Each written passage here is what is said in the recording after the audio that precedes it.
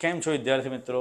Once again I am back. મારું નામ છે હર્ષ ગઢવી અને ડીઆઈસીએસની જીપીએસસી ચેનલ પર હું આપ સૌનું સ્વાગત કરું છું. Part 1 of the Indian polity એટલે ભારતની રાજ્ય વ્યવસ્થાનો જે પહેલો લેક્ચર હતો એમાં આપણે બધા શીખ્યા કે ભારતની રાજ્ય વ્યવસ્થા એઝ અ સબ્જેક્ટ શું છે અને એમાં બંધારણ કેમ ભણીએ છીએ. અને એના પછી કંઈક મહદઅંશે એ લેક્ચરની અંત ત્યાં થયો કે આપણે ગુજરાતની વેબસાઇટ ખોલી હતી અને ત્યાંથી એક ઇન્ડિયન કોન્સ્ટિટ્યુશન જેને કહેવાય ભારતીય બંધારણ, ભારતીય સંવિધાન જે ભારતની બંધારણ સભાએ બનાવ્યું એ ડાઉનલોડ કર્યું અને હિયર ઇટ ઇઝ આ 4th એડિશન ઇન્ડિયન કોન્સ્ટિટ્યુશનનું. આ ભારતનું સંવિધાન ચતુર્થ આવૃત્તિ 2011ની છે. જ્યારે ઇંગ્લિશના રેફરન્સમાં લઈશું ત્યારે હું આનાથી પણ લેટેસ્ટ એક આવૃત્તિ લઈને આવીશ. અત્યારે આપણે એક ગુજરાતીમાં જોઈએ છે એટલે ગુજરાતની વેબસાઇટ પર જે અવેલેબલ છે એ વાળી આપણે આવૃત્તિ જોઈ તો એના વિશે વાત થઈ. સર પણ આ બધું શું છે? આને કહેવાય ઇન્ડેક્સ એટલે અનુક્રમણિકા. અનુક્રમણિકાની જરૂર શું છે? તો જો જ્યારે પણ આપણે બંધારણની વાત કરીએ તો બંધારણ છે શું? એ બંધારણ એક વ્યવસ્થિત રીતે આ દેશ કે રાષ્ટ્ર ચલાવવાળી મેથોડોલોજી છે. સમજ ના પડી. સર વ્યવસ્થિત રીતે એટલે સુશાસન, એક વ્યવસ્થિત રીતે ચાલતું શાસન. તો ભારતનું બંધારણ કઈ જગ્યા પર લાગશે? આ દેશ પર લાગશે? ચોક્કસ આ રાષ્ટ્ર પર લાગશે. હવે એ ભારતના બંધારણની પરિભાષા જોશો તો બંધારણ એ સુશાસન ચલાવવા માટે, શાસન કરવા માટેના નિયમો છે. કારણ કે જ્યારે પણ તમે બંધારણ એઝ અ બુકની વાત કરશો તો એમાં હંમેશા એક ચવાયેલો પ્રશ્ન જે વારંવાર પૂછાય છે જેને કહેવાય કે આ બંધારણના કુલ ભાગ કેટલા છે?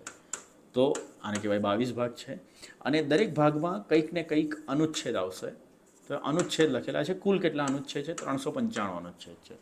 હવે એવા ઘણા અનાળી છે જે યુટ્યુબમાં બી ભણાવે છે અને ઇવન ધો વિદ્યાર્થીઓને બુકમાં પણ લખાવે છે કે ભારતના બંધારણના 25 ભાગ છે. 25 ભાગ નથી, 22 ભાગ જ છે. ભાગના ચેપ્ટરના હેડિંગ સાથે જે લખાય ને એને કહેવાય ભાગ. તમે જે કહી રહ્યા છો ને એ પેટા ભાગ છે. એ પેટા ભાગ છે.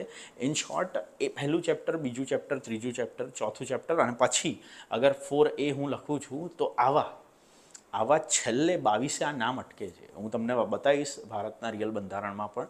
તો આજે જો તમને ઓપ્શનમાં 25 આવી રીતે અલગથી ના આપ્યું હોય તો ભારતના બંધારણના 22 ભાગ છે. પણ આ બંધારણમાં અનુચ્છેદ શબ્દ શું છે સર? અનુચ્છેદ નહીં સમજાવો. પહેલાં તો શાસન ચલાવવાનું છે.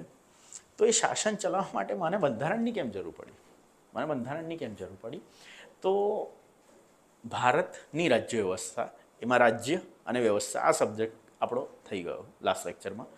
ભારત શું છે? તો જ્યારે ભારતની આઝાદીની વાત થઈ ને અને એકદમ જ આપણે કીધું ને કે ભારત અમને જોઈએ છે, આ ભારત અમારો દેશ છે અને આઝાદી આપી દો. એટલે બ્રિટિશરોએ કીધું શું આપી દઈએ? એને કીધું આઝાદી આપી દો. એને કીધું કેમ? આપણે કીધું આપણો દેશ છે. એને કીધું ના. શું કામ? એને કીધું તમે તો ટુકડાઓમાં વહેંચાયેલા લોકો છો. તમે ટુકડામાં વહેંચાયેલા હતા જે શરૂઆતમાં એક જોડે હતા, પણ આગળ જતાં આ ટુકડાઓ એવી રીતે ફોર્મ્યુલેટ થયા કે જેને એકત્રિત કરવાનું કામ મેં કર્યું છે. તો આજે એઝ અ બ્રિટિશર કોઈ વ્યક્તિ આવ્યો છે તો એને એવું કીધું મને કે તમારું તો મરાઠા સામ્રાજ્ય હતું, રાજપૂતાના હતું, તમારું મુઘલ અહીંયા હતા, તમારું બંગાળ અલગ હતું, તમારો હૈદરાબાદનો નિઝામ અલગ હતો, ટીપુ સુલતાન, હૈદર અલી અલગ હતા. તમે બધા ટુકડાઓમાં વહેંચાયેલા હતા અને એને ધીરે ધીરે એકત્ર કર્યા. અને એકત્ર કર્યા બાદ આજે ચહેરો તમે જોઈ રહ્યો છો એ બ્રિટિશર રાજમાં બન્યો. તો આજે આ ભારતનો મેપ છે જેમાં ચલો આ ભાગ પાકિસ્તાનનો છે, આ ભાગ બાંગ્લાદેશનો છે. તો એ આજે આ બન્યો કેવી રીતે? આ બન્યો બ્રિટિશ એરામાં. પહેલાં હતો પ્રાચીન ભારતની જ્યારે વાત કરશો ત્યારે, પણ આધુનિક ભારતમાં બ્રિટિશરે બનાવ્યો. અને બ્રિટિશર જ્યારે શરૂઆત કરશે ત્યારે પૂછશે કે શું કામ તમને જોઈએ છે આ દેશ? તો એમને કીધું અમને જોઈએ છે. એમને કીધું ઓકે, ચલાવશો કેવી રીતે? ચલાવશો કેવી રીતે, દેટ મીન્સ શાસન કેવી રીતે કરશો, શાસનનો આધાર શું. કારણ કે જેટલી પણ જનતા આવી, જેટલી પણ લોકો ગાંધી સાથે છે, મહાત્મા ગાંધી સાથે છે, જેટલા પણ ખેડૂત આંદોલન થયા, આ બધા કોણ છે? આમાંથી શાસન કરવાનો અનુભવ કોને છે? કારણ કે ભારતમાં બ્રિટિશરના આવતા પહેલાં રાજાશાહી હતી, અને રાજાશાહીનો એક નિયમ છે કે રાજાનો છોકરો રાજા બને છે, અને રાજાના છોકરા રાજા બને ને ત્યારે શાસન કરતાં તમને શીખવાડવામાં નથી આવતું. તો એનો આધાર શું રાખીશું? અને ત્યારે એક ડિસિઝન ઊભું થયું, અને ત્યારે એના પછી જ જ્યારે તમે જોશો ને 1930, 1925 પછી જ બંધારણ એઝ અ સબ્જેક્ટની રિક્વાયરમેન્ટ ઊભી થશે, અને પછી આપણે વિચારીશું કે ના, India needs to have a constitution. ભારતને એક બંધારણની પ્રબળ જરૂર છે. શું કામ? કારણ કે આપણને આવડતું જ નથી કે શાસન ચાલશે કેવી રીતે. તો આ શાસનના નિયમોની જે બુક છે, ધેટ ઇઝ ઇન્ડિયન કોન્સ્ટિટ્યુશન. અને ઇન્ડિયન કોન્સ્ટિટ્યુશન કારણ કે એક બુક છે, તો એમાં કુલ 22 ભાગ છે, અને 22 ભાગમાંથી ટોટલ 395 અનુચ્છેદ છે જે આપણે ભણવાના છે. હવે સર, આમાં અનુચ્છેદ શું છે? તો જુઓ, બંધારણ અને બંધારણના ચોક્કસ નિયમો, એ નિયમોને કહેવાય અનુચ્છેદ.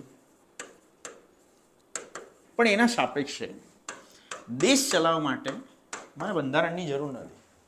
દેશ ચલાવવા માટે મારે કાયદાની જરૂર છે. તમે જોઈ લો ને, દુબઈ એક નાનું રજવાડું છે. યુએઈ એક મોટો દેશ છે જ્યાં 7 નાના રજવાડા ભેગા થયા, અને એ આજે ચાલી રહ્યા છે, બહુ વ્યવસ્થિત રીતે ચાલી રહ્યા છે. શું કામ? કાયદો. એમની પાસે કાયદો છે. તો શું આપણે કાયદાથી કામ નહોતા ચલાવી શકતા? કારણ કે કાયદાની અંદર પણ નિયમ છે, અને એ નિયમને કહેવાય છે કલમ. તો યાદ રાખજો, જો તમે જીપીએસસી ક્લાસ 1-2ના વિદ્યાર્થી છો તો ફર્ગેટ અબાઉટ જીપીએસસી ક્લાસ 1-2. તમે કોઈ પણ એવા વિદ્યાર્થી છો જે સરકારી એક્ઝામની તૈયારી કરે છે, તો કલમ શબ્દ ક્યારેય ના બોલતા બંધારણ માટે. આઘાત પહોંચશે મને પણ, બાબા સાહેબ આંબેડકરને પણ. કલમ શબ્દ હંમેશા કાયદા માટે વપરાય છે. કલમ મીન્સ સેક્શન, અનુચ્છેદ મીન્સ આર્ટિકલ. અનુચ્છેદ અર્થાત એક આર્ટિકલ છે, જે પણ નિયમ છે, પણ જો બંધારણના છે તો એ નિયમોને હું અનુચ્છેદ કહીશ. કાયદાના છે તો એ નિયમોને હું કલમ કહીશ. સર, ફરક શું છે? કલમ અને અનુચ્છેદમાં ફરક શું છે એ સમજાવી દો. કાયદા અને બંધારણમાં ફરક શું છે એ સમજાવી દો. આઈપીસી, સીઆરપીસી, આ બધા જેના નામ હમણાં ચેન્જ થયા, આ શું છે? આ એક કાયદો છે, અને કાયદાની કલમ હશે તો એ શેની વાત કરશે? આ એક પર્ટિક્યુલર વસ્તુની વાત કરશે. પર્ટિક્યુલર વસ્તુ એટલે પર્ટિક્યુલર વસ્તુમાં એક મુદ્દો લેશે, અને એ મુદ્દામાં એવું કહેશે કે સપોઝ અગર ઘરફોડ ચોરી છે તો એની સામે શું સજા છે? મર્ડર છે તો એની સામે શું સજા છે? હત્યાની શું સજા બની શકે છે? બળાત્કારની શું સજા બની શકે છે? આવી રીતે આ એક કૃત્ય માટે સ્પેસિફિકલી લખાયેલી વસ્તુ છે, જેને કહેવાય સેક્શન, કલમ. સમજ પડી? પણ એમાં જ જો બંધારણની વાત કરીએ તો બંધારણ એ કાયદાથી અલગ કેવી રીતે પડે? બંધારણ ધેટ ઇઝ અ ફંડામેન્ટલ લો, એક આધારભૂત સ્તંભ છે, અને એ આધારભૂત સ્તંભમાં મેઇન પાયો છે. શેનો પાયો છે? વિચારધારાનો પાયો. વિચારધારા એટલે શાસનમાં વિચારધારા આવે? ડેફિનેટલી આવે. વિચારધારાવાળું જ હંમેશા શાસન હોય. સમજ ના પડી? સમજાવું. જ્યારે હું તમને આવું કહું છું કે ભારતની શાસનની વિચારધારા શું છે, તો તમે કંઈ જવાબ નહીં આપી શકો. શું કામ નહીં આપી શકો? કારણ કે વિચારધારામાં અગર આ એક શબ્દ તમે સમજ્યા હોય તો અહીંયા મેં લખ્યું સમાજવાદ, અહીંયા મેં લખ્યું મૂડીવાદ, અહીંયા મેં લખ્યું કોમવાદ. એ કોમવાદની નીચે હું લખું છું જાતિવાદ. એ જાતિવાદ બાદ એક બીજો શબ્દ મને યાદ આવ્યો, જ્ઞાતિવાદ. જ્ઞાતિવાદ બાદ વેરી ગુડ, પેલા સાહેબનો શબ્દ યાદ આવ્યો, આતંકવાદ. એ આતંકવાદ બાદ એક બીજો શબ્દ મને પાછો યાદ આવે છે, જેને કહેવાય સામ્યવાદ. એના જ પછી એક નવો શબ્દ, જેટલા નાખતા જઈએ નક્સલવાદ. જેટલા તમે નાખતા જાઓ એટલા શબ્દ આવશે ઉગ્રવાદ. આ વાદ વાદ વાદ is what? That is in English ism. Ism એટલે જ્યારે હું વાદ શબ્દ નાખું છું ને, ત્યારે આ દરેક વાદ એક વિચારધારા સૂચવે છે. વાદનો મતલબ જ થાય વિચારધારા, અને આગળના શબ્દો સૂચવે છે કે શાસનની વિચારધારા શું છે.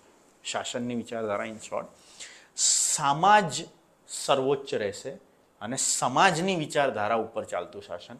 Russia is a socialist country. Russia એક સમાજવાદી દેશ છે. શું કામ? કારણ કે સમાજની વિચારધારા પર ચાલે છે. મૂડીવાદી દેશ યુએસએ, કેનેડા કેવા દેશ છે? મૂડીની વિચારધારા પર ચાલશે. પ્રોડક્શન, સૌથી વધારે વેલ્થ કોની પાસે છે, મની જનરેશન ક્યાં થશે, તો ગવર્મેન્ટની પોલિસી અને શાસનનો મેઇન આધાર જ રહેશે મૂડી. તો આને કહેવાય મૂડીની વિચારધારા પર ચાલતું શાસન. કોમવાદ, કોમની વિચારધારા પર ચાલતું શાસન. જાતિવાદ, જ્ઞાતિવાદ, આતંકવાદ. અફઘાનિસ્તાન અગર આજે તાલિબાન છે તો એ આતંકની વિચારધારા પર ચાલતા છે, તો આને કહેવાશે આતંકવાદ. પણ ભારત ક્યાં સેટ થાય છે? ભારતમાં શું છે? ભારતમાં બધું જ છે. ભારત સમાજવાદ, મૂડીવાદ, કોમવાદ, જાતિવાદ, જ્ઞાતિવાદ, આતંકવાદ, સામ્યવાદ, નક્સલવાદ, ઉગ્રવાદ બધા પર ચાલે. શું કામ? કારણ કે એ શાસનમાં જ્યારે હું એવું જોઉં છું કે ભારતીય સરકાર લોકોને ઘર આપે છે. શું કામ ઘર આપે છે? કારણ કે મને ઘરની રિક્વાયરમેન્ટ છે. તો એને શું વિચાર્યું? એની વિચારધારા છે સમાજ. એ જ્યારે ટોયલેટ બનાવી આપે છે, શું વિચારે છે? સમાજની વિચારધારા શું છે? પણ એ જ વ્યક્તિ જો કોઈને કચ્છમાં વેરાન જગ્યા આપે છે, એ જ વ્યક્તિ જો જામનગરમાં કોઈને વેરાન જગ્યા આપે છે, એ જ વ્યક્તિ ચેન્નઈમાં કોઈ બહારની કંપની હુન્ડાઈ કે કિયાને પ્લાન્ટ નાખવા માટે જગ્યા આપે છે, તો અહીંયા શક્ય છે કે એની વિચારધારામાં મૂડીવાદ પણ છે, એની વિચારધારામાં કોમવાદ પણ છે, આતંકવાદ પણ છે, જાતિવાદ પણ છે. તો ભારત એ સમગ્ર વિચારધારા પર ચાલતું શાસન છે.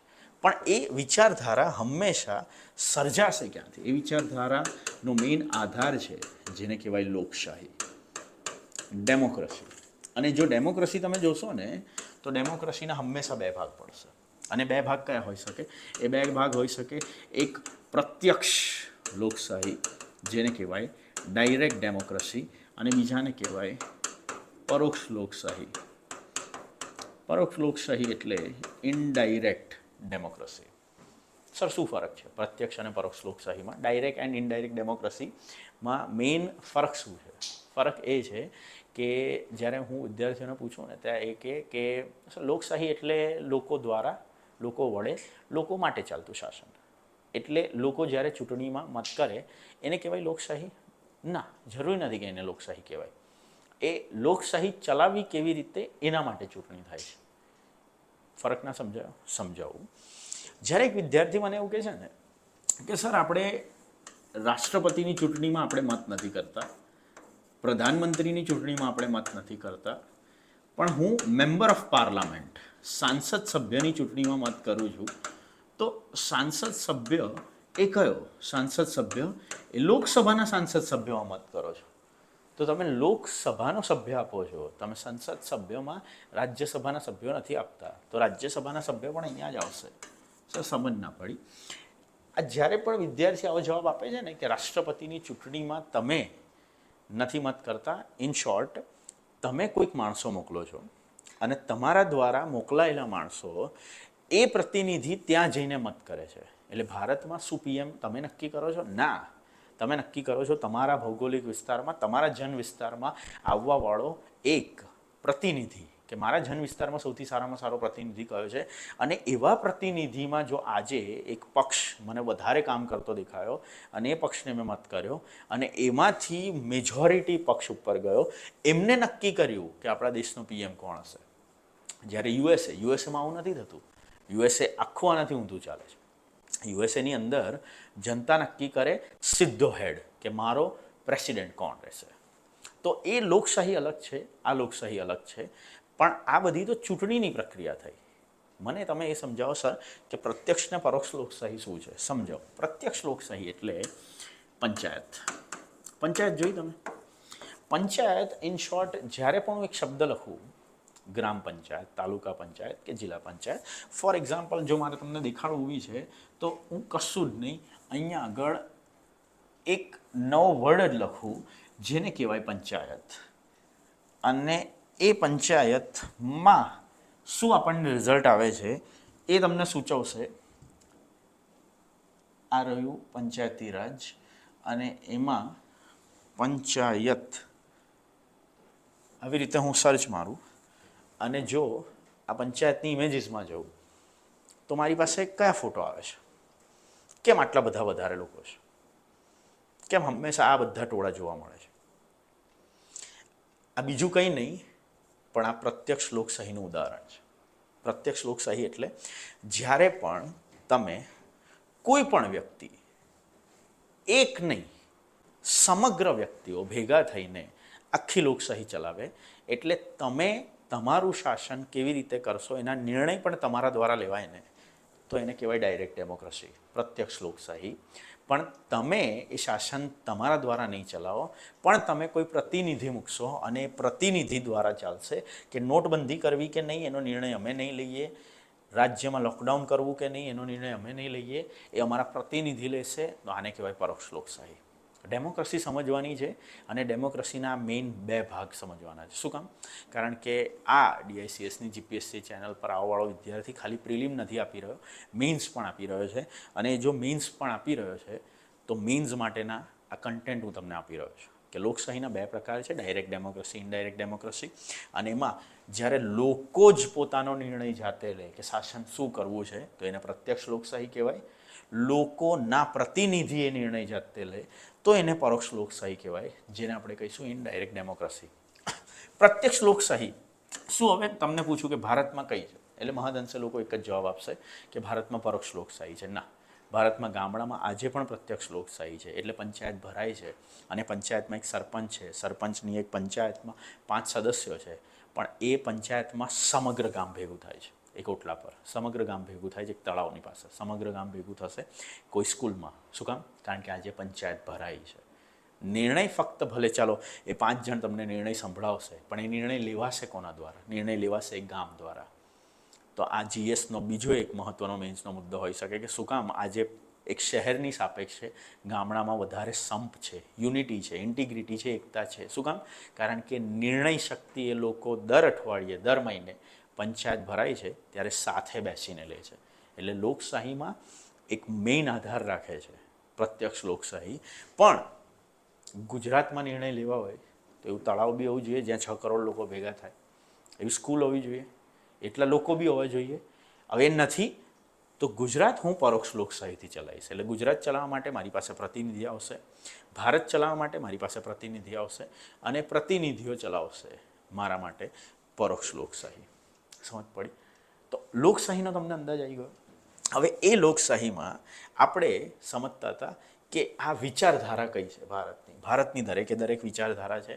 અને સૌથી પહેલાં આપણે શરૂઆત કરી કે બંધારણમાં આ ભાગ અને અનુચ્છેદની ગેમ શું છે. અનુચ્છેદ એ બંધારણના ચોક્કસ નિયમો છે જે દેશ રાષ્ટ્ર ચલાવવા માટેના છે. કાયદો એ કોઈ પર્ટિક્યુલર વસ્તુની વાત કરશે અને એની નીચેના નિયમ જેને આપણે કલમ કહીશું એ ફંડામેન્ટલ નહીં હોય. સર ફંડામેન્ટલ એટલે જો આજે હું તમને કહું કે ભારતમાં કાયદા શેના આધારે બનશે, એટલે કદાચ IPC CRPC બ્રિટિશર ટાઈમના કાયદા છે, એ આજે બનશે કે એની કોઈ પણ કલમ હશે એ લગાડવી નહીં લગાડવી, એને કાઢી નાખવી એ કે નવી નાખવી, આ બધાનો આધાર શું? Vote food B the guiding force? એક માર્ગદર્શક રસ્તો કયો છે? તો એ માર્ગદર્શક રસ્તો હંમેશા છે ભારતનું બંધારણ. આ બુક એ માર્ગદર્શક રસ્તો છે. તો બંધારણ ઓલવેઝ ફંડામેન્ટલ ઇન નેચર. જ્યારે તમે UN ચાર્ટર પણ જોશો ને, યુનાઇટેડ નેશન એક સંસ્થા છે, જેને ખબર હોય કમેન્ટ ડાઉન બિલો કે યુનાઇટેડ નેશન શું છે. સંયુક્ત રાષ્ટ્ર, એ સંયુક્ત રાષ્ટ્રમાં પણ તમને આર્ટિકલ શબ્દ જોવા મળશે. શું કામ? કે સંયુક્ત રાષ્ટ્ર નિયમો આપશે. હવે નિયમોના આધારે તમે જ્યારે કોઈ પણ કાયદો બનાવો તો એ કાયદાના નિયમોને તમે કલમ કહેશો. એટલે આર્ટિકલ છે ને, article it is like a bigger umbrella, એક મોટી છત્રી છે જેની નીચે શક્ય છે કે એક જ આર્ટિકલમાંથી માર્ગદર્શન લઈને ઘણા ખરા નાના કાયદા બની શક્યા, કે ઘણા ખરી નાની કલમો પણ બની શકે છે. સમજ પડી? તો બંધારણ આ છે, કાયદો આ છે, અનુચ્છેદ આ છે, કલમ આ છે. આ બધા જ વિપરીત વસ્તુઓ છે. તો ક્યારે પણ યુટ્યુબમાં કે કોઈ પણ શિક્ષક જો એવું બોલે ને કે સર બંધારણની દરેકે દરેક કલમ તમને ગોખાઈ નાખીશ, તો એમને કહેવાનું કે કલમ નથી, આ અનુચ્છેદ છે.